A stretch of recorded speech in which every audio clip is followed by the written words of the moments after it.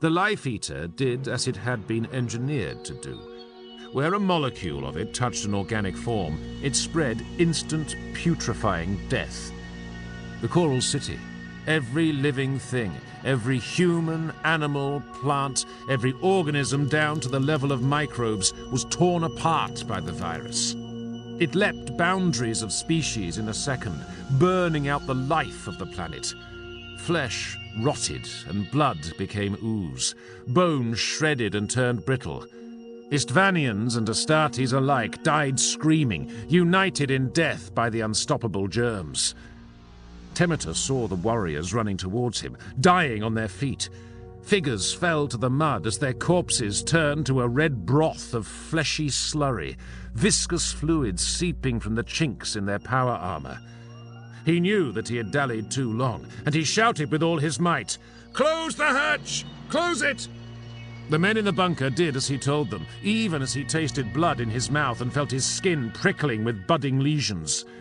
The metal door slammed shut and hissed with the pressure seal, locking him out. Temeter hoped they had been quick enough. With luck, they would not have taken any of the virus inside with them. He managed 2 stumbling steps before he fell, the muscles in his legs singing with agony. Huron Fowl caught him. "I told you to run, you fool!" The captain flung off his helmet with a final agonized gesture of defiance. It was useless now, the virus having moved effortlessly through the breather grill and into his lungs. His hand flailed at the metal flank of the dreadnought and traced a runnel of dark fluid. Even through the pain, Temeter understood.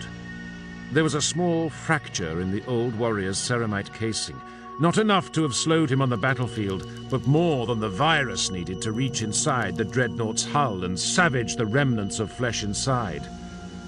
"You lied!"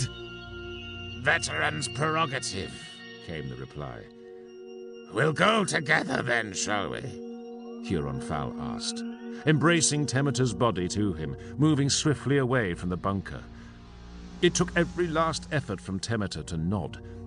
Blinded now, he could feel the tissues of his eyes burning and shriveling in his head, the soft meat of his lips and tongue dissolving. Huron Fowl's systems were on the verge of shutdown as he stumbled to a safe distance, skidding to a halt. "This death," rasped the Voda. "This death is ours. We choose it. We deny you your victory."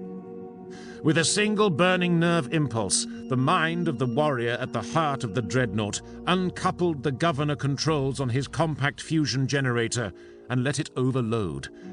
For a moment, there was a tiny star on the battered plains outside the Coral City, marking 2 more lives lost within a maelstrom of murder.